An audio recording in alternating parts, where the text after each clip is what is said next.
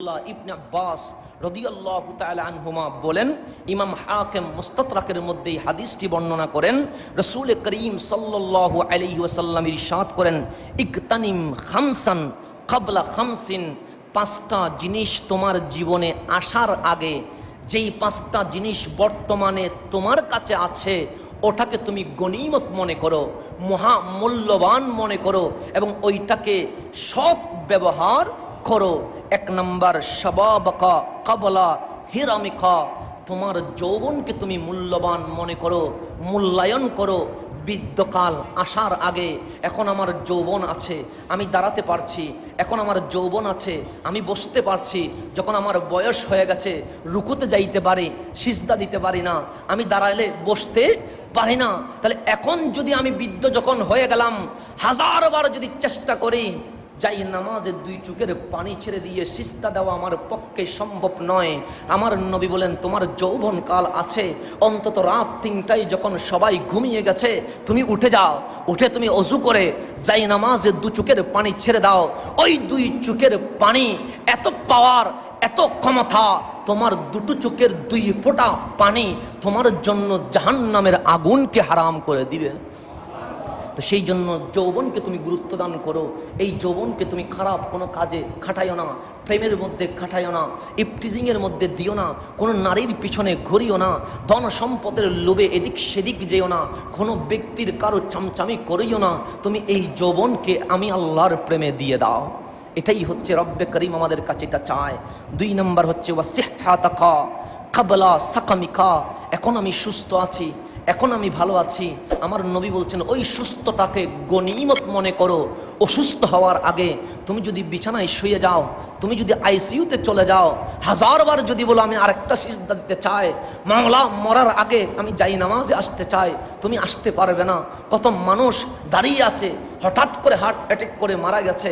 সেই জন্য বলছে, তোমার যখন সুস্থতা আছে তুমি ওই সুস্থতাটাকে কাজে লাগিয়ে অসুস্থ হওয়ার আগে নিজের জীবনে তুমি আল্লাহর জন্য কিছু করে দেখায়া দাও। 3 নম্বর হচ্ছে ওয়া গিনাকা ক্বাবলা ফাকরিকা, তুমি এখন ধনী, তোমার এখন সম্পদ আছে, তুমি হয়তোবা কাল ফকির হয়ে যেতে পারো। যদি একটা ভূমিকম্প হয়, 5তলা বিল্ডিং যদি জমিনে ধসে চলে যায়, তাহলে আমি সাথে সাথে ফকির হয়ে গেলাম।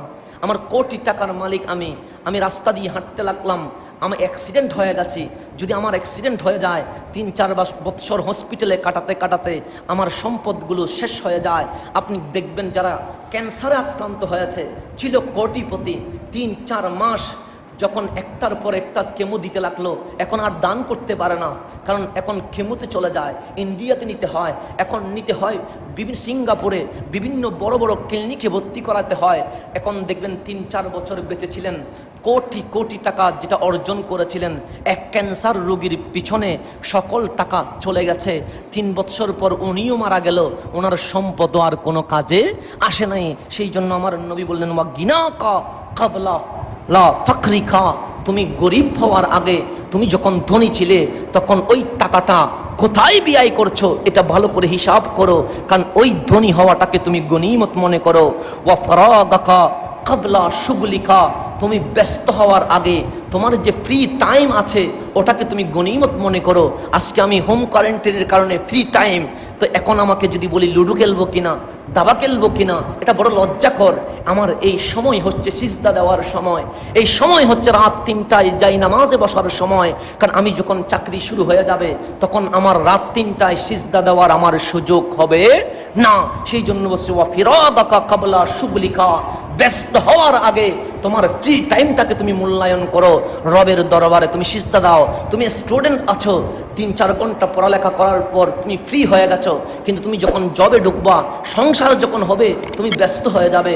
যখন ছাত্র আছো, তোমার অল্প সময় রব্বে করিমের জন্য দিয়ে দাও।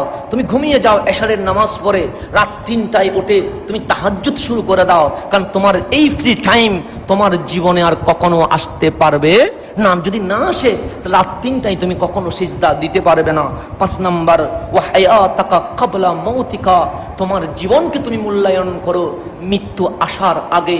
এই 5টা জিনিসকে রাসূল করিম সাল্লাল্লাহু আলাইহি ওয়াসাল্লাম আমাদেরকে মূল্যায়ন করতে বলেছেন। 1 নম্বর যৌবন, বৃদ্ধকাল আসার আগে, 2 নাম্বার সুস্থতা অসুস্থতা আসার আগে, 3 নাম্বার ধন সম্পদ ফকির গরিবী হালত আসার আগে, 4 নাম্বার অলস সময় ফ্রি টাইম ব্যস্ততা আসার আগে, 5 নাম্বার জীবন মৃত্যু আসার আগে। এই 5টা জিনিসকে বড় মূল্যায়ন